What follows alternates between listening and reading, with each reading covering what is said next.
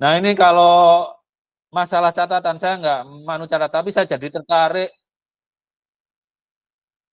pendapat apa yang kemarin edaran dari Gus Najih Maimun. Kalau kalian perhatikan, nomor 7, itu kitab yang tertua mencatat nasabah Lawi itu yang diciptakan Al-Janadi 730. Berarti ada kesunyian catatan itu 300 tahun. Dalam genetik, putus satu generasi aja putus. Benar kita pakai SNP, tapi mutasi itu kan ada 2, SNP sama STR. SNP itu loncat 3-4 generasi, di sela-selanya itu diisi mutasi STR. Kalau 1500 ya STR-nya masih kelihatan. Kecuali lebih dari 5000 tahun yang lalu itu agak kesulitan menjejaknya.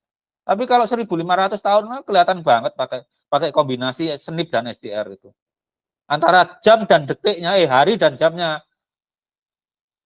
Hari itu kita anggap seperti SNP, loncat 1 hari, 1 hari, 1 hari. Tapi STR itu jam gitu.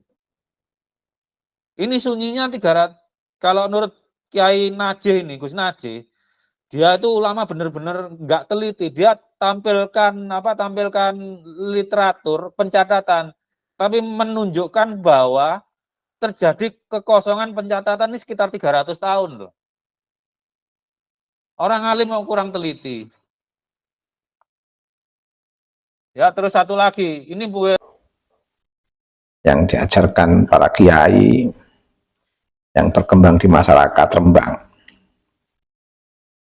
Di antara semak-semak Hasanah Rembang itu ada pendekatan untuk memahami sebuah realitas atau fenomena kehidupan, yaitu pendekatan ilmu titen. Istilah ini tidak asing di Rembang. Istilah ilmu titen itu tidak asing. Nah, bagaimana fenomena kritik Gus Najih kepada Kiai Haji Imaduddin Utsman ketika kita pahami dengan pendekatan ilmu titen? Bisa disimpulkan dari dasar ilmu titen ini, setelah muncul kritik kuat Kiai Haji Najih Maimun Zubair kepada Kiai Haji Imaduddin Utsman, itu menunjukkan Kiai Imaduddin Utsman itu sosok besar, ulama besar, aktivis pergerakan yang keluar dari mainstream pesantren tanpa harus meninggalkan tradisi pesantren. Kuat dalam memegang Hasanatul Ras, kewahyuan, kenabian, dan Hasanatul Ras, tetapi juga punya minat besar untuk mengambil bagian dalam fase pencerahan yang sering digambarkan oleh para ilmuwan. Tiap zaman yang semakin redup, pada suasana itulah akan muncul seseorang yang menerangi zaman yang kian redup sehingga menjadi cerah kembali. Dan suasana seperti itulah yang sering dikenal dengan suasana era pencerahan, enlightenment.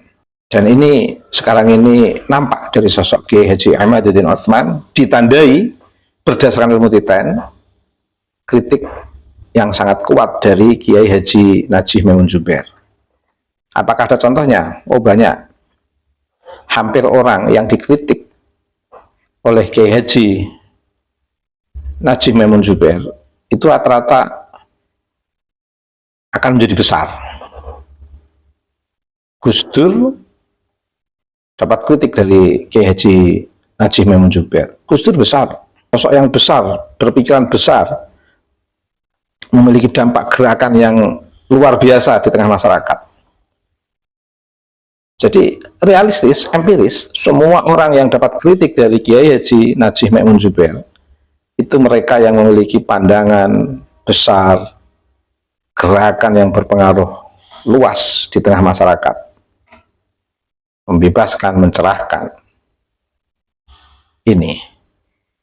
Maka kita tidak perlu alergi dengan kritik dari Romo Yai Kiai Haji Najih Maimun Zubair, karena itu menandai keberlangsungan eksistensi,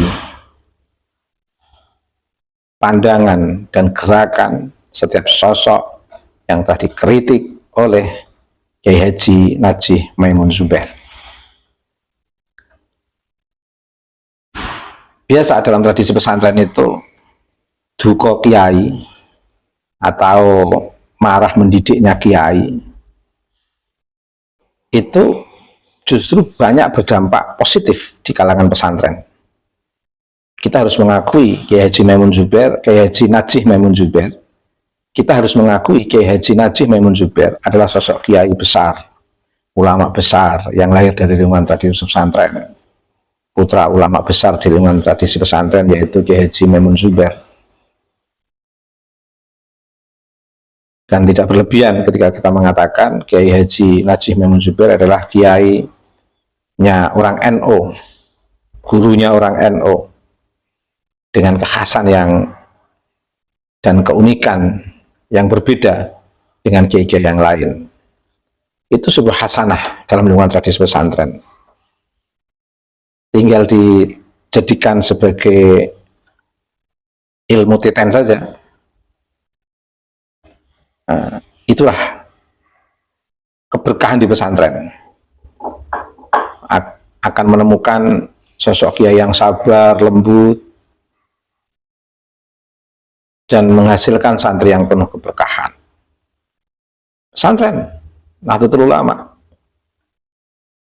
ada kiai yang menunjukkan sikap ketegasannya seperti kemarahannya, tetapi sebenarnya itu adalah kemarahan sebagai bentuk ketegasan untuk mendidik para santrinya. Pesantren NU. Nah, jadi kalau saya itu melihat beberapa kritik keras pun, kalau muncul dari guru atau kiai yang betul-betul mengawal pesantren di lingkungan Nahdlatul Ulama, tetap akan kita muliakan, tetap akan kita hormati. Tinggal ditandai saja. Biasanya kalau kiai di lingkungan tradisi pesantren merefleksikan sikap marah mendidiknya, itu tetap berkah dalam lingkungan tradisi pesantren. Sebagai sebuah contoh fenomenal adalah Kiai Haji Najih Maimun Zubair. Semua yang dapat kritik dari beliau justru semakin menguatkan keberlangsungan pandangan, pikiran, dan gerakan siapapun yang telah dikritik oleh Kiai Haji Najih Maimun Zubair. Pesantren NU, dan ini empiris. Kiai Haji Najih Maimun Zubair memang kiainya orang NU. Juga berbeda dengan Habib Rizik. Kalau Habib Rizik dikatakan Habib Rizik gurunya orang NU, itu ya beda, jauh enggak. Kalau kritikan marah Habib Rizik nggak bisa ditandai, nggak bisa ditandai. Tapi kalau kritikan keras marahnya Kiai Haji Najih Maimun Zubair untuk siapapun di lingkungan Nahdlatul Ulama ini yang telah nampak di tengah masyarakat, itu justru menampakkan kebesarannya. Nah, Kiai Mat ini betul-betul telah menjadi sosok yang akan memiliki keberlangsungan pandangan, pikiran, dan gerakan yang luar biasa. Dan sebagai ilmu titen itu ditandai dari kritik keras Kiai Haji Najih Maimun Zubair untuk Kiai Haji Ahmaduddin Utsman. Baik, terima kasih.